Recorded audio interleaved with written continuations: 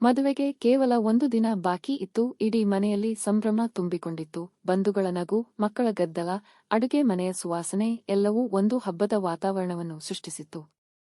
ಆದರೆ ಅದೇ ಸಮಯದಲ್ಲಿ ನನ್ನ ಮೊಬೈಲ್ಗೆ ಬಂದ ಒಂದು ಸಂದೇಶ ನನ್ನ ಬದುಕನ್ನು ಸಂಪೂರ್ಣವಾಗಿ ಬದಲಿಸಿತು. ನಾಳೆ ಈ ಮದುವೆ ನಡೆದರೆ ಒಬ್ಬ ಮನುಷ್ಯನ ಜೀವನ ನಾಶವಾಗುತ್ತದೆ. ಸತ್ಯ ತಿಳಿಯಬೇಕಾದರೆ ಇವತ್ತೇ ರಾತ್ರಿ 12 ಗಂಟೆಗೆ ಹಳೆಯ ಬಸ್ ನಿಲ್ದಾಣಕ್ಕೆ ಬಾ ಎಂದು ಸಂದೇಶದ ಕೆಳಗೆ ಯಾವುದೇ ಹೆಸರು ಇರಲಿಲ್ಲ. ನಾನು ಮತ್ತೆ ಮತ್ತೆ ಓದಿದೆ. ನನ್ನ ಹೃದಯ ಜೋರಾಗಿ ಬಡಿದುಕೊಳ್ಳತೊಡಗಿತು. ನಾಳೆ ನನ್ನ ಮದುವೆ. ಹಾಗಿದ್ದರೆ ಈ ಸಂದೇಶ ಯಾರದ್ದು? ಯಾವ ಸತ್ಯದ ಬಗ್ಗೆ ಹೇಳುತ್ತಿದ್ದಾರೆ? ಅದಕ್ಕೆ ಉತ್ತರ ಹುಡುಕಲು ನಾನು ಹೊರಟಾಗ ನನ್ನ ಜೀವನದ ಅತ್ಯಂತ ದೊಡ್ಡ ರಹಸ್ಯ ನನ್ನನ್ನು ಕಾಯುತ್ತಿತ್ತು. ನನ್ನ ಹೆಸರು ಕಾರ್ತಿಕ್. ಮೈಸೂರಿನಲ್ಲಿ ಬ್ಯಾಂಕ್ ಉದ್ಯೋಗಿಯಾಗಿದ್ದೆ. ನನ್ನ ಮದುವೆ ನಿಶ್ಚಯವಾಗಿದ್ದ ಹುಡುಗಿಯ ಹೆಸರು ಅನುಷ್ಕಾ. ಅವಳು ಸುಂದರವಾಗಿದ್ದಳು, ವಿದ್ಯಾವಂತಳಾಗಿದ್ದಳು, ಒಳ್ಳೆಯ ಕುಟುಂಬದಿಂದ ಬಂದಿದ್ದಳು. ನಮ್ಮದು ಪ್ರೀತಿಯ ಮದುವೆ ಅಲ್ಲ, ಮನೆಯವರ ಒಪ್ಪಿಗೆಯಿಂದ ನಿಶ್ಚಯವಾಗಿದ್ದ ಮದುವೆ. ಆದರೆ ಕಳೆದ 6 ತಿಂಗಳಲ್ಲಿ ನಾವು ಸಾಕಷ್ಟು ಮಾತನಾಡಿದ್ದೆವು, ಒಬ್ಬರನ್ನೊಬ್ಬರು ಅರ್ಥ ಮಾಡಿಕೊಂಡಿದ್ದೆವು. ನನ್ನ ಪಾಲಿಗೆ ಅವಳೇ ನನ್ನ ಭವಿಷ್ಯವಾಗಿದ್ದಳು. ಆ ದಿನ ಸಂಜೆ ಮನೆ ತುಂಬ ಅತಿಥಿಗಳಿಂದ ಕಿಕ್ಕಿರಿದು ತುಂಬಿತ್ತು.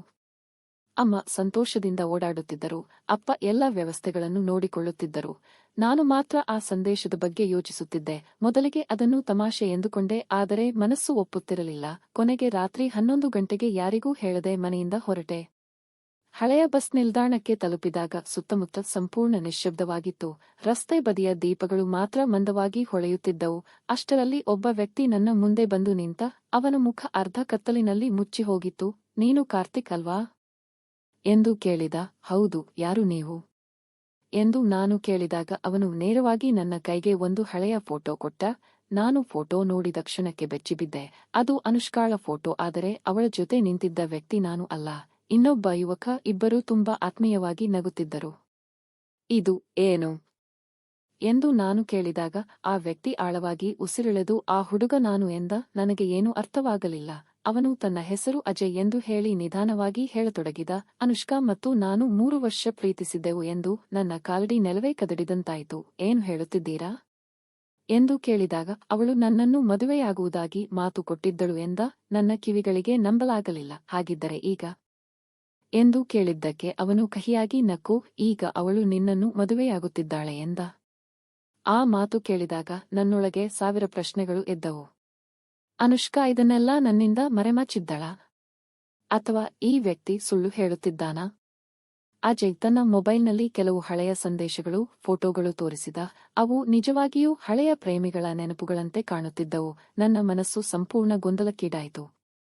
ನೀವು ಈಗ ಯಾಕೆ ಬಂದಿದ್ದೀರಿ ಎಂದು ಕೇಳಿದಾಗ ಅವನು ಸ್ವಲ್ಪ ಹೊತ್ತು ಮೌನವಾಗಿ ಇದ್ದು ನಂತರ, ಯಾಕೆಂದರೆ ನಾನು ಇನ್ನೂ ಅವಳನ್ನು ಪ್ರೀತಿಸುತ್ತೇನೆ ಎಂದ.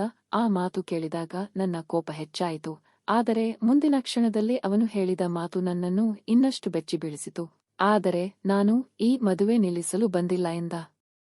ನಾನು ಆಶ್ಚರ್ಯದಿಂದ ಅವನತ್ತ ನೋಡಿದಾಗ ನಿನಗೆ ಒಂದು ಸತ್ಯ ಹೇಳಲು ಬಂದಿದ್ದೇನೆ ಎಂದ. ಅವನು ಹೇಳಿದ ಕತೆ ಕೇಳಿದಾಗ ನನ್ನ ದೇಹವೇ ನಡುಗತೊಡಗಿತು. 3 ವರ್ಷಗಳ ಹಿಂದೆ ಅವನಿಗೆ ಕ್ಯಾನ್ಸರ್ ಇರುವುದು ಗೊತ್ತಾಗಿತ್ತಂತೆ. ವೈದ್ಯರು ಬದುಕುವ ಸಾಧ್ಯತೆ ತುಂಬಾ ಕಡಿಮೆ ಎಂದಿದ್ದರಂತೆ. ಆ ಕಾರಣಕ್ಕೆ ಅವನೇ ಅನುಷ್ಕಾಳಿಂದ ದೂರವಾಗಿದ್ದ. ಅವಳ ಭವಿಷ್ಯ ಹಾಳಾಗಬಾರದು ಎಂದು ತನ್ನನ್ನೇ ಅವಳ ಜೀವನದಿಂದ ದೂರ ಮಾಡಿಕೊಂಡಿದ್ದ. ಅವಳು ತುಂಬಾ ಅತ್ತಳು, ತುಂಬಾ ಹುಡುಕಿದಳು, ಆದರೆ ನಾನು ಅವಳನ್ನು ತಳ್ಳಿಬಿಟ್ಟೆ ಎಂದು ಅವನ ಕಣ್ಣುಗಳು ಕೆಂಪಾಗಿದ್ದವು. ನಂತರ ಚಿಕಿತ್ಸೆ ಯಶಸ್ವಿಯಾಯಿತು.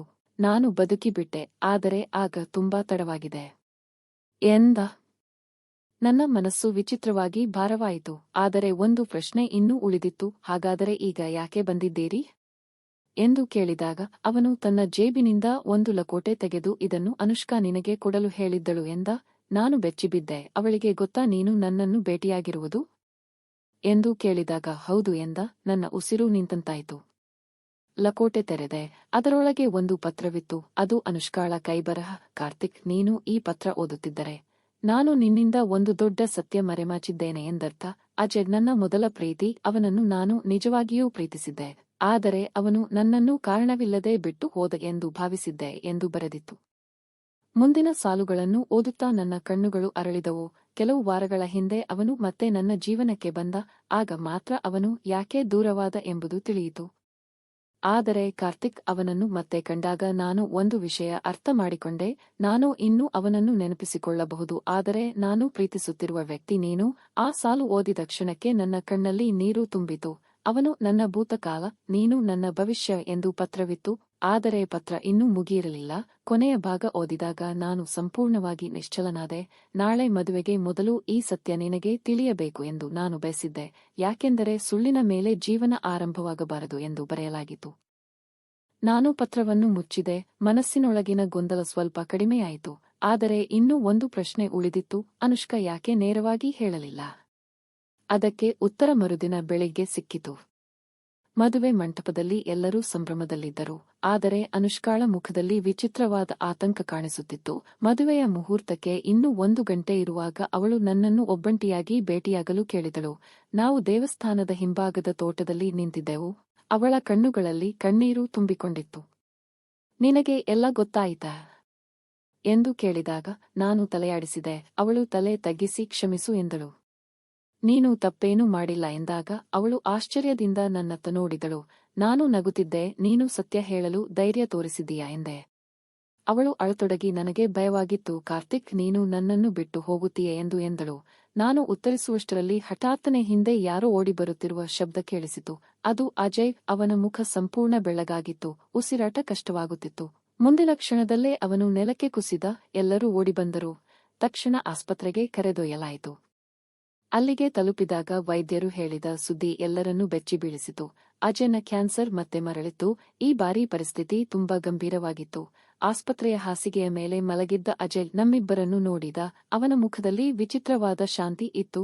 ನಾನು ಒಂದು ಕೆಲಸ ಮುಗಿಸಬೇಕಿತ್ತು ಎಂದ. ಯಾವ ಕೆಲಸ ಎಂದು ನಾನು ಕೇಳಿದಾಗ ಅವನು ಸಣ್ಣದಾಗಿ ನಕ್ಕು, ನಿಮ್ಮಿಬ್ಬರನ್ನು ಒಟ್ಟಿಗೆ ನೋಡಬೇಕು ಅನ್ನಿಸಿತ್ತು ಎಂದ. ಅನುಷ್ಕಾ ಅಳುತ್ತಿದ್ದಳು. ಅಜಯ್ ಅವಳತ್ತ ನೋಡಿ, ನಿನ್ನ ಸಂತೋಷವೇ ನನಗೆ ಮುಖ್ಯ ಎಂದು ಹೇಳಿ ನಂತರ ನನ್ನತ್ತ ತಿರುಗಿ, ಕಾರ್ತಿಕ್, ಅವಳನ್ನು ಚೆನ್ನಾಗಿ ನೋಡಿಕೋ ಎಂದ. ನನ್ನ ಗಂಟಲು ಬಿಗಿಯಾದಂತಾಯಿತು. ನಾನು ಅವನ ಕೈ ಹಿಡಿದು ಖಂಡಿತ ಎಂದೆ. ಅವನು ಕಣ್ಣು ಮುಚ್ಚಿದ. ಆ ಕ್ಷಣದಲ್ಲಿ ಜೀವನ ಎಷ್ಟು ವಿಚಿತ್ರ ಎಂದು ನನಗೆ ಅನಿಸಿತು. ಕೆಲವರು ಪ್ರೀತಿಸಿ ಕಳೆದುಕೊಳ್ಳುತ್ತಾರೆ, ಕೆಲವರು ಕಳೆದುಕೊಂಡ ನಂತರವೂ ಪ್ರೀತಿಸುತ್ತಾರೆ, ಮತ್ತೆ ಕೆಲವರು ತಮ್ಮ ಪ್ರೀತಿಯವರ ಸಂತೋಷಕ್ಕಾಗಿ ತಮ್ಮನ್ನೇ ತ್ಯಾಗ ಮಾಡುತ್ತಾರೆ. ಕೆಲವು ದಿನಗಳ ನಂತರ ಅಜಯ್ ನಮ್ಮನ್ನು ಬಿಟ್ಟು ಹೋದ.